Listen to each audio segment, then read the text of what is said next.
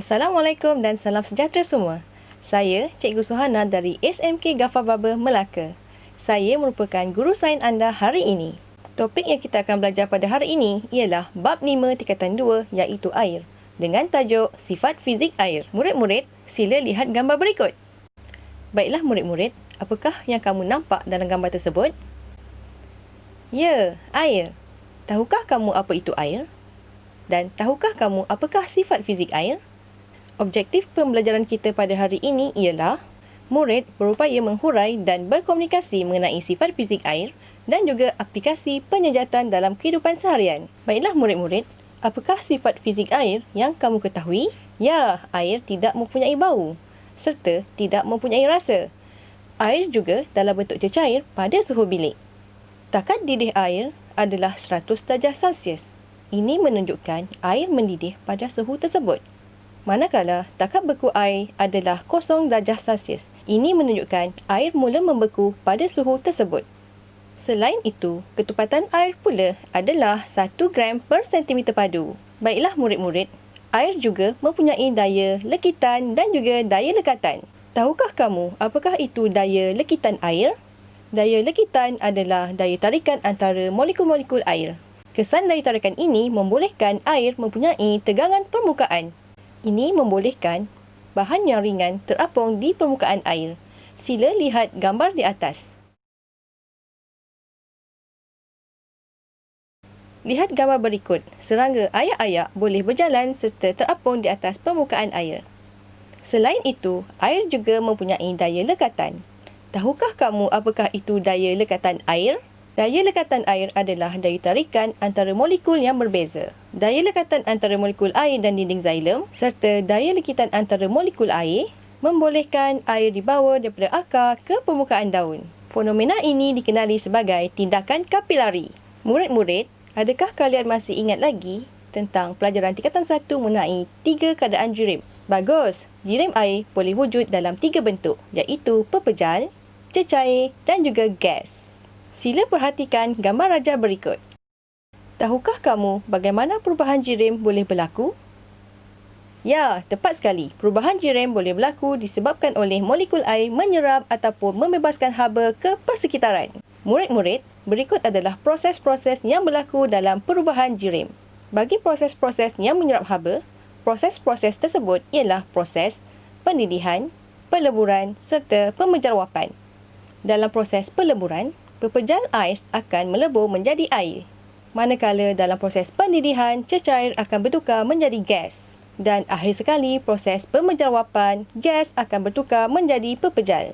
Bagi proses-proses yang membebaskan haba pula ialah pembekuan, kondensasi dan juga pemenjarawapan.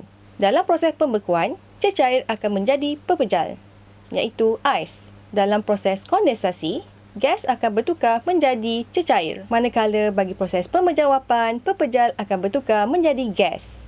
Murid-murid, sekarang kita belajar pula apakah komposisi air. Air merupakan sebatian yang terdiri daripada 1 unsur oksigen serta 2 unsur hidrogen. Ia juga dikenali sebagai H2O. Berikut adalah gambar rajah struktur air.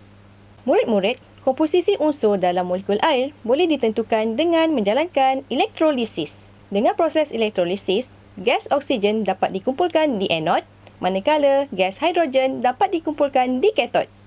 Nisbah bagi gas oksigen dan hidrogen adalah 1:2. Mengapa begini ya murid-murid? Hal ini kerana sebatian air mengandungi 2 molekul hidrogen serta 1 molekul oksigen. Sekarang, mari kita lihat pula apakah kesan benda asing terhadap takat didih air. Tahukah kamu apakah itu benda asing? Maksud benda asing di sini ialah bahan selain daripada air. Contohnya seperti gula, garam serta pewarna. Kehadiran benda asing akan menjadikan takat didih melebihi 100 darjah Celsius. Kehadiran benda asing juga memberi kesan kepada takat beku air. Dengan kehadiran benda asing, takat beku air menjadi lebih rendah daripada 0 darjah Celsius. Murid-murid, sekarang kita pelajari pula proses penyejatan air. Proses penyejatan air adalah proses di mana permukaan air meruap menjadi wap air. Proses ini mengambil masa yang lama serta berlaku pada sebarang suhu. Murid-murid, terdapat 4 faktor yang mempengaruhi kadar penyejatan air. Yang pertama ialah faktor kelembapan. Semakin tinggi kelembapan, semakin rendah kadar penyejatan air. Faktor kedua pula ialah faktor suhu persekitaran. Semakin tinggi suhu persekitaran, semakin tinggi kadar penyejatan air. Faktor ketiga pula adalah luas permukaan. Semakin luas permukaan air yang terdedah, semakin tinggi kadar penyejatan air. Manakala faktor yang terakhir adalah faktor pergerakan udara. Semakin kuat pergerakan udara, semakin tinggi kadar penyejatan air. Murid-murid, sekarang kita berada pada bahagian terakhir tajuk ini, iaitu aplikasi penyejatan. Terdapat banyak aplikasi penyejatan dalam kehidupan seharian kita. Contohnya seperti menyidai pakaian di ampaian. Pakaian yang disidai di ampaian mempunyai luas permukaan yang besar. Ini memudahkan pakaian menjadi cepat kering. Aplikasi seterusnya ialah mengeringkan makanan laut. Makanan laut dapat disimpan dengan lebih lama apabila dikeringkan. Ini kerana mikroorganisma tidak dapat hidup tanpa air. Aplikasi seterusnya ialah alat pengering rambut. Pengering rambut dapat mengeluarkan udara panas, dengan ini kadar penyejatan cepat berlaku. Dan seterusnya ialah proses pembuatan garam. Garam dapat dihasilkan dengan menyejatkan air laut. Baiklah murid-murid, banyak yang telah kita pelajari hari ini. Cikgu berharap kamu dapat menghuraikan serta berkomunikasi mengenai sifat fizik air serta proses penyejatan, larutan dan kadar keterlarutan di bawah tajuk air tingkatan 2. Baiklah murid-murid, bolehkah anda bezakan dua bekas air ini? Apakah perbezaannya? Ya murid-murid, bekas air di sebelah kanan ini telus pandangan, manakala yang di sebelah kiri pula tidak. Tahukah kamu mengapakah ianya berbeza? Baiklah murid-murid, objektif pembelajaran kita hari ini ialah mengetahui maksud larutan, keterlarutan serta koloid. Seterusnya, murid-murid berupaya untuk menghuraikan air sebagai pelarut universal dalam kehidupan seharian. Murid-murid, sebelum kita pelajari tajuk ini, kita fahami dahulu apakah itu zat terlarut, pelarut dan larutan. Perhatikan di hadapan ini, terdapat garam dan juga air. Garam adalah zat terlarut yang boleh melarut di dalam cecair. Air pula merupakan pelarut, iaitu cecair yang boleh melarutkan zat terlarut. Dan apabila kita mencampurkan kedua bahan ini, maka ia akan membentuk larutan.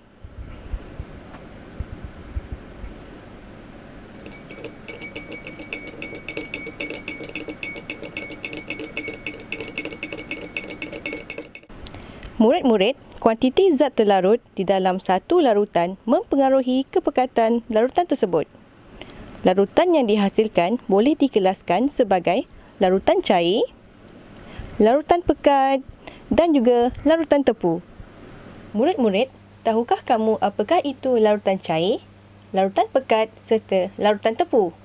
Larutan cair mengandungi kuantiti zat terlarut yang sedikit serta boleh melarutkan banyak lagi zat terlarut. Manakala larutan pekat pula mengandungi banyak zat terlarut serta boleh melarutkan sedikit sahaja lagi zat terlarut. Dan akhir sekali, larutan tepu. Dalam larutan tepu, zat terlarut tidak dapat melarut lagi dan wujudnya mendakan zat terlarut. Murid-murid, apabila dua bahan dicampurkan untuk menghasilkan campuran, maka larutan dan ampaian akan terhasil. Murid-murid, larutan ialah campuran telus pandangan yang terhasil apabila zat terlarut larut di dalam pelarut. Saiz-saiz zat terlarut yang sangat kecil membolehkan cahaya menembusi larutan. Ianya juga sekata dari segi warna dan juga rupa bentuk, serta tidak meninggalkan sisa apabila dituras. Lihat ini pula, ia adalah ampaian. Ianya kelihatan keruh kerana terdapat zat terlarut yang tidak melarut di dalam pelarut. Saiz-saiz zarah ampaian yang terlalu besar menghalang cahaya menembusinya. Ampaian akan mendak di dasar jika dibiarkan seketika dan meninggalkan sisa apabila dituras. Murid-murid, sekarang kita akan pelajari pula apakah itu keterlarutan. Keterlarutan suatu bahan ialah kuantiti maksimum zat terlarut yang dapat melarut, yang dapat larut di dalam 100 ml per larut pada suhu tertentu. Kadar keterlarutan pula dipengaruhi oleh yang pertama, suhu larutan, yang kedua, kadar kacauan dan yang ketiga, saiz zat terlarut. Bagi suhu larutan, zat terlarut lebih mudah melarut di dalam air panas berbanding air pada suhu bilik. Kadar larutan meningkat apabila suhu larutan meningkat. Bagi kadar kacauan pula, zat terlarut lebih mudah larut apabila dikacau dengan laju.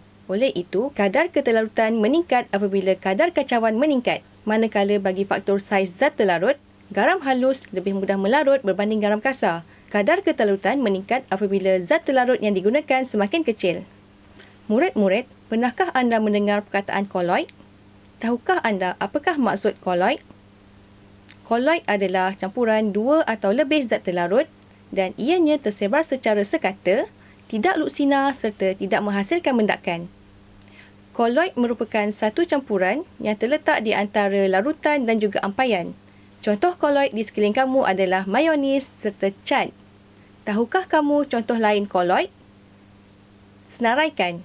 Selamat mencuba. Murid-murid, banyak yang telah kita pelajari mengenai air.